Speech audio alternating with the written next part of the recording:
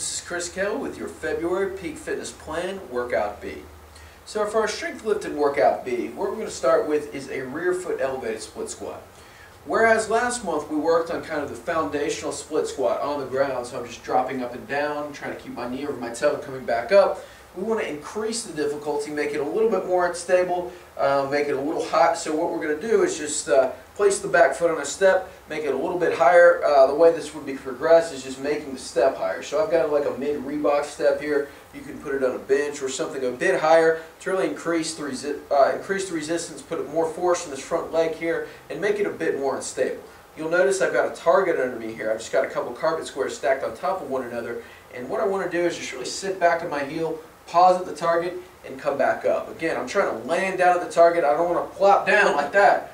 I want to lower slowly with control. Knee stays behind the toe. Press through this front heel and just pop straight up. Think about your head being tethered into the ceiling. Looking for 6 to 8 reps on each side. Now, if that's fairly easy, what we could do is hold a dumbbell in a front squat position like this. Again, just dropping it up and down, or we can hold, a bag or just something, something heavier, and just increase the resistance as we go along. But again, I'm looking for 6 to 8 reps. If you're able to get more than 8 reps, increase the resistance in some way. If you do less than 6, you can move back. So you can even move back to the floor, back to a split squat, but really hammer home technique on this lift this month. That's really my goal for you with that. So our second exercise is a prone pike. All right, with a pike, what we're going to do is simply come onto the box here, push-up position. What I want you to do is just pike your butt in the air, pause at the top, really tighten your abs, and come back to the beginning. The back should stay flat. The back should not arch as you're coming down. Again, I'm just looking for 6 to 8 reps. Pause at the top, come back down. If you're able to, if you're able to do that with pretty good form, well, you can move back to the floor and move to a single leg pike. So just one leg, hips come up, hips come down, hips come up, hips come down. And from there we would move to the box with a single leg pike. So again, it's the same kind of push-up progression as the push-up. Once again, I'm looking for 3 sets of 6 to 8 reps back to back in each position, and then we're going to move on to our circuit training. Now, for our circuit training, we're going to need just one piece of equipment here, one dumbbell. All right, and for our first exercise, we have a 1-arm push press. So hold the dumbbell here. I've got a 10-pounder here.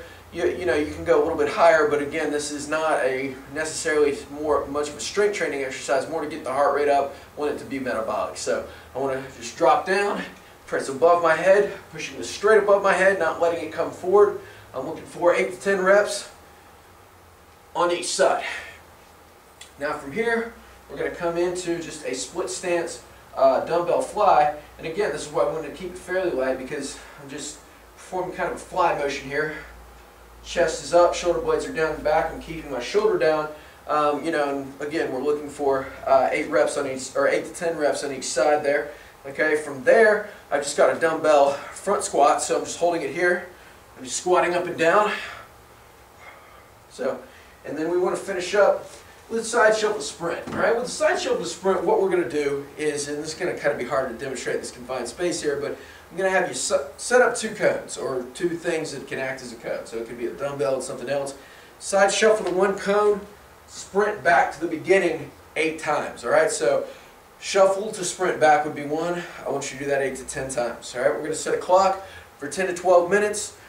Get in as many rounds as you can. Try to add those up per week. All right, now for our finisher, we're going to train a little different energy system than workout A.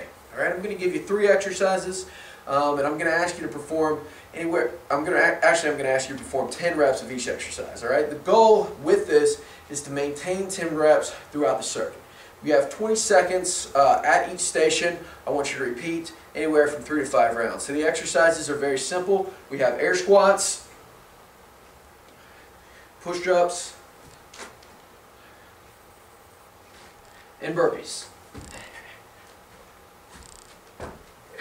Okay, and again, the challenge is, can you complete 10 reps in 20 seconds? And can you stay on pace for anywhere from 3 to 5 rounds? All right, record the number of rounds you're able to do with that. Keep track of that, progress yourself as you go along, and that's your workout B.